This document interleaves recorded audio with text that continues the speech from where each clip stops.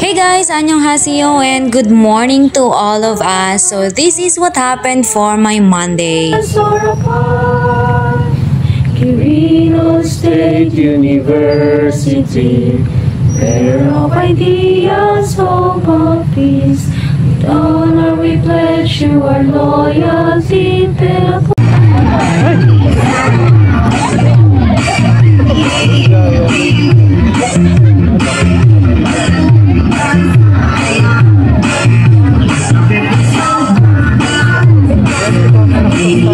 And yes mga beshi, after nyan papasok na tayo sa ating klase.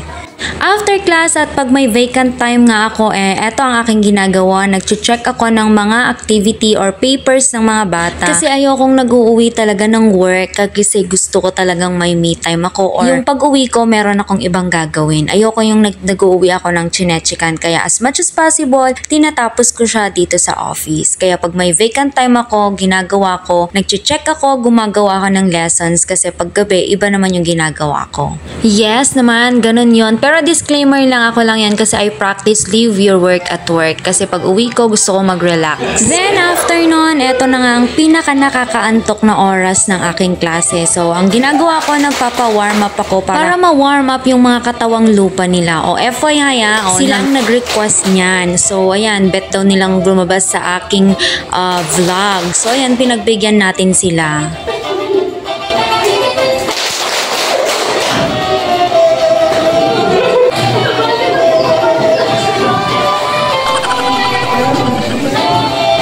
Wala na akong klase dahil yung mga estudyante ko ay may general meeting sila, lumabas nga ako para mag-BJ, mag-buko juice. So yun, habang hinihintay ko nga silang matapos at nito nga ako naghihintay at nakita ko tong iba, hinihintay yung mga kasama nila.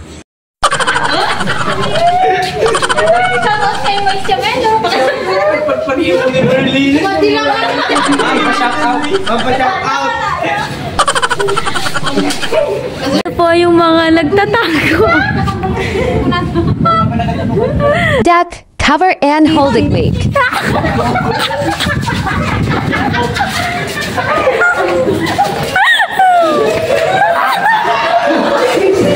These people made my day again.